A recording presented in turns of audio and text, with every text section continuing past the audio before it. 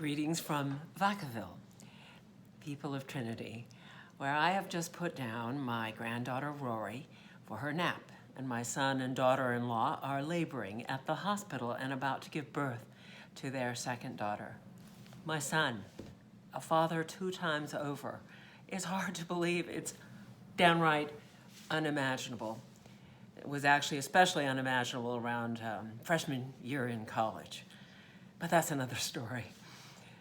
I brought along with me a patchwork quilt duffel bag from an Indian global enterprise whose products are sold by Thistle Farms, of course. The bag is stuffed with activities for Rory and me. Play-Doh, a homemade bubble blower, cookie cutters and muffin tins, a small first aid kit, child-size garden tools, my baby doll Penelope, who became Hannah's baby doll, Emma, and will now be Rory's baby doll, name to be decided. And I also brought my first home communion kit in its weathered wooden box. If little girls can play at gardening and cooking and putting Band-Aids on their stuffed animals, why shouldn't they play at celebrating the Holy Meal? Is that so unimaginable? When I was growing up, my father would often arrive home in time for dinner and put his home communion kit by the kitchen sink to be washed along with our evening dishes. Those were the nights when I would volunteer to help because I was fascinated by that kit and what looked to me like a tiny silver cup and plate and spoon and napkin, each with their own special slot in the box. I knew exactly where everything went on the altar on Sundays because I sang in the choir before I could read, and we in the choir were right up next to the altar. That was back in the days when the priest faced the altar and no one could see anything but the choir. I loved taking all the contents out of my father's wooden box and placing them in the right spot on our kitchen table.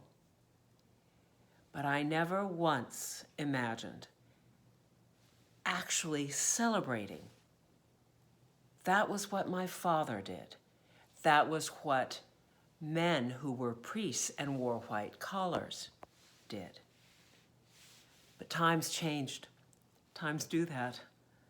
Many years later, I preached for the first time at All Saints by the Sea, where my father served as rector for many, many years. He was actually about to retire along with the beloved head of acolytes, Isabella Cooper, who had not only refused to allow girl acolytes during her tenure, but had openly declared her opposition to the ordination of women. Word had spread that George Hall's daughter, who was in seminary, was coming to preach. More than one person, I heard later, muttered that they would attend only because they loved George, but they weren't at all supportive of women priests. You can imagine how excited and nervous I was to be there at All Saints, but it went beautifully. After the service, Isabella was last to come up. Before I could say a word, she gave me a huge hug and she said, "I came today because I had to support your father. But now I think all I needed was to experience a woman preaching and not try to think about it. And it wasn't bad at all. It felt so natural seeing you up there, Franny. You remind me so much of your father. And when you are ordained, I want you to have my father's communion kit."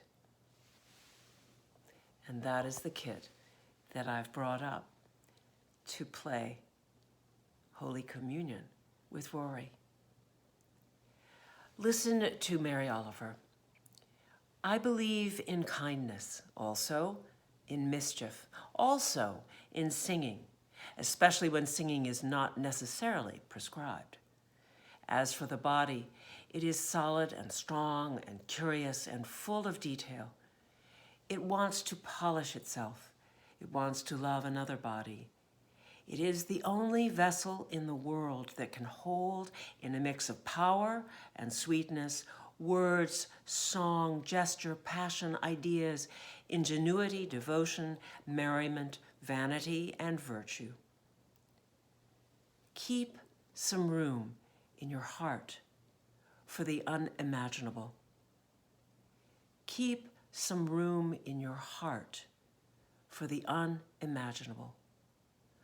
What does it take for us to change our minds, like Isabella Cooper?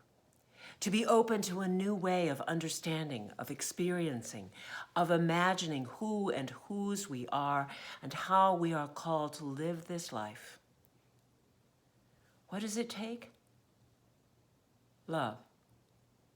I think God uses our friends, our dogs, and poets to change our minds and open closed doors and walk with us into new lands that might have been just too terrifying if we weren't going along with those we love.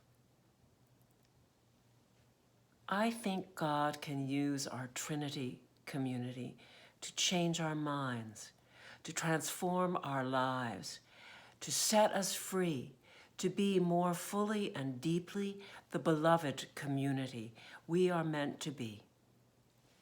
But let us keep room in our hearts for the unimaginable. May the birthing begin. And let us say, Amen.